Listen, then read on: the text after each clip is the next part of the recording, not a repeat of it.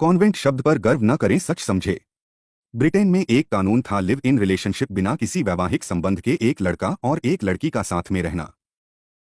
जब साथ में रहते थे तो शारीरिक संबंध भी बन जाते थे, तो इस प्रक्रिया के अनुसार संतान भी पैदा हो जाती थी, तो उन संतानों को किसी चर्च में छोड़ दिया जाता था। अब ब्रिटेन की सरकार के सामने यह गंभीर समस्या हुई कि इन बच्चों का क्या किया जाए। तब वहां की सरकार ने कॉन्वेंट खोले, अर्थात जो बच्चे अनाथ होने के साथ साथ नाजायज अवैध हैं, उनके लिए कॉन्वेंट बने। उन अनाथ और नाजायज बच्चों को रिश्तों का एहसास कराने के लिए उन्होंने अनाथालयों में एक फादर, एक मदर, एक सिस्टर की नियुक्ति कर दी, क्योंकि ना तो उन बच्चों का कोई जायज बाप है ना ही माँ है। तो कॉन्वेंट बना नाजायज बच्चों के लिए जायज। इंग्लैंड में पहला कॉन्वेंट स्कूल सन 1609 के आसपास एक चर्च में खोला गया था, जिसके ऐतिहासिक तथ्य भी मौजूद हैं। और भारत में पहला कॉन्वेंट स्कूल कलकत्ता में सन 1842 में खोला गया था। परंतु तब हम गुलाम थे और आज तो लाखों की संख्या में कॉन्वेंट स्कूल चल रहे हैं।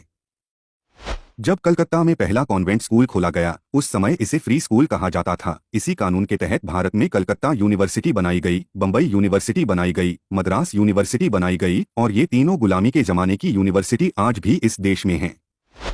मैकाले ने अपने पिता को एक चिट्ठी लिखी थी, बहुत मशहूर चिट्ठी है।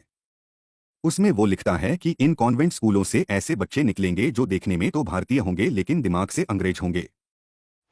इन्हें अपने देश के बारे में कुछ पता नहीं होगा, इनको अपने संस्कृति के बारे में कुछ पता नहीं होगा, इनको अपनी परंपराओं के बारे में कुछ पता नहीं होगा, इनको अपने मुहावरे नहीं मालूम होंगे। जब ऐसे बच्चे होंगे इस देश में तो अंग्रेज भले ही चले जाएं, इस देश से अंग्रेजियत नहीं जाएगी। उस समय लिखी चिट्ठी की सच्चाई इस देश में अब साफ साफ दिखाई दे रही है। उस एक्ट की महिमा देखिए कि हमें अपनी भाषा बोलने में शर्म आती है। अंग्रेजी में बोलते हैं कि दूसरों पर रुबाब पड़ेगा। अरे हम तो खुद में हीन हो गए हैं, जिसे अपनी भाषा बोलने में शर्म आ रही है, दूसरों पर रोब क्या पड़ेगा। लोगों का तर्क है कि अंग्रेजी अंतर्राष्ट्रीय भाषा है। दुनिया में 204 देश हैं और अंग्रेजी सिर्फ 11 देशों में ही बोली, पढ़ी और समझी जाती है। फिर ये कैसे अंतर्राष्ट्रीय भाषा है। शब्दों के मामले में भी अंग्रेजी समृद्ध नहीं है। इन अंग्रेजों की जो बाइबिल है वो भी अंग्रेजी में नहीं थी, और ईसा मसीह अंग्रेजी नहीं बोलते थे। ईसा मसीह की भाषा और बाइबिल की भाषा अरमिक थी। अरमिक भाषा की लिपि जो थी वो हमारे बंगला भाषा से मिलती जुलती थी। समय के कालचक्र में वो भाषा विलुप्त हो गई। भारत देश में अब भारतीयों की मूर्खता देखिए, जिनके जायज माँ बाप, भाई बहन सब हैं, वो कॉन्वेंट में जाते हैं तो क्या हुआ, एक बाप घर पर है और दूसरा कॉन्वेंट में, जिसे फादर कहते हैं। आज जिसे देखो कॉन्वेंट खोल रहा है, जैसे बजरंग बली कॉन्वेंट स्कूल, माँ भगवती कॉन्वेंट स्कूल। अब इन मूर्खों को कौन समझाए कि भैया माँ भगवती या बजरंग बली का कॉन्वेंट से क्या लेना देना।